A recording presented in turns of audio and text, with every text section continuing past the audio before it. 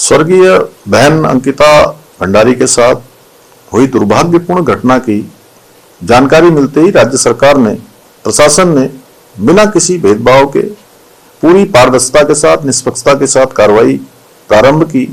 तत्काल एसआईटी का गठन एक महिला आईपीएस अधिकारी की लीडरशिप में किया गया और प्रकरण से जुड़े हुए सभी अभियुक्तों को शीघ्र गिरफ्तार किया गया।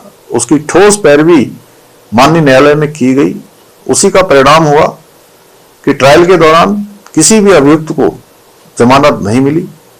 एसआईटी द्वारा विवेचना के बाद अभियुक्तों के विरुद्ध चार्जशीट दाखिल की गई और निचली अदालत ने सुनवाई पूरी होने पर अभियुक्तों को आजीवन कारावास की सजा सुनाई।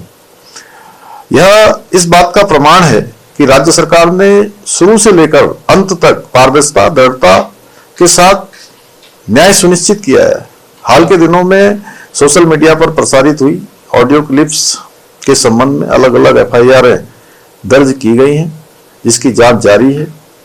कुछ लोगों ने इस दौरान अपने राजनीतिक उद्देश्यों की पूर्ति के लिए भ्रामक स्थितियां पैदा करने का प्रयास किया है, प्रदेश में भ्रम की स्थिति पैदा करने का काम किया है। ऐसे में सरकार का दायित्व है कि देवतुल्य जनता को इस स्थिति से निकाला जाए, उनकी भावनाओं का सम्मान किया जाए।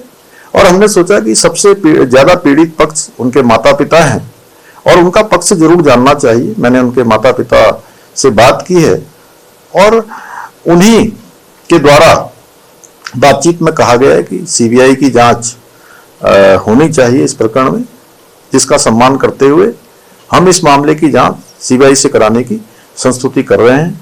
हमने पहले भी न्याय सुनिश्चित किया है और आगे भी पूरी प्रतिबद्धता के साथ, दृढ़ता के साथ हम स्वर्गीय बहन अंकिता को न्याय दिलाने के लिए संकल्पबद्ध हैं और बहन बेटियों की सुरक्षा हमारी सर्वोच्च प्राथमिकता है। उनके विरुद्ध किसी प्रकार का अपराध सहन नहीं किया जाएगा और अपराधियों को ऐसी सजा मिलेगी जो समाज के लिए भी एक नजीर बनेगी।